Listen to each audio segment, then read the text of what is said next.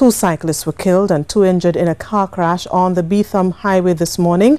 Despite having 2 police motorcyclists for escort, a car ploughed into a group of cyclists on their early morning ride.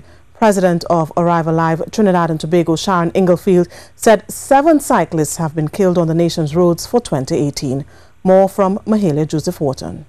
President of Arrive Alive Trinidad and Tobago, Sharon Inglefield, said the cyclists were not at fault. This group did actually everything possible to protect life. They were in bright colors, they were in a pack, they had police escort.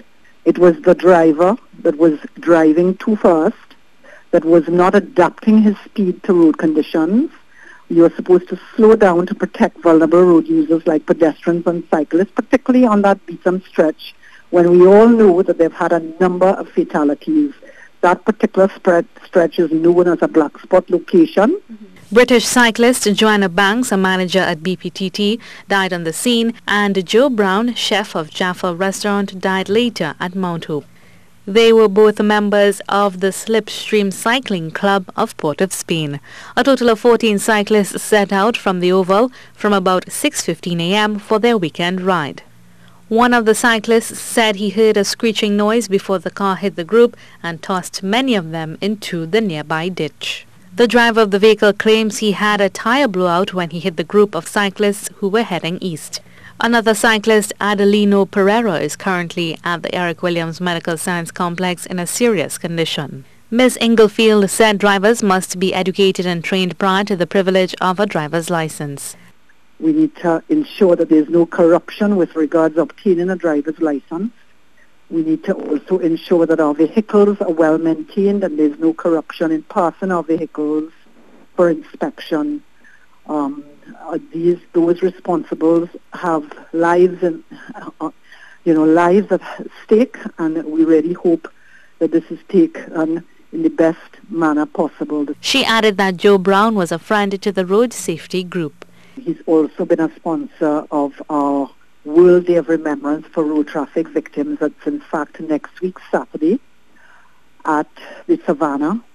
We are planning to do some sort of ride in Joe's honor. We usually do a ride at any event and a candlelit ceremony. So we're hoping all friends, family of these cyclists will come out. In a statement, BPTT said it was shocked and saddened by the tragic passing of Joanna Banks. The company said their priority at this time is to support the family of the deceased and their employees. Mahalia Joseph-Wharton, TTT News.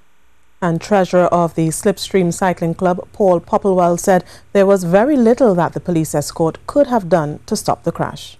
I don't know what more we could have done in the circumstance. I think we take the necessary precautions. We ride in packs for safety, and we also have the benefit of the police outriders. But if a vehicle is driving recklessly, there's little you can do about that. And so basically, obviously the driver was driving in excessive speed and would have lost control of the vehicle. I don't know what his condition was, whether he was intoxicated or otherwise, but we're talking about 6:15, 6:20 in the morning. It's not a time that anybody will be driving fast. So. He said Joe Brown, one of the cyclists who was killed in the tragic accident, was a stalwart in the club.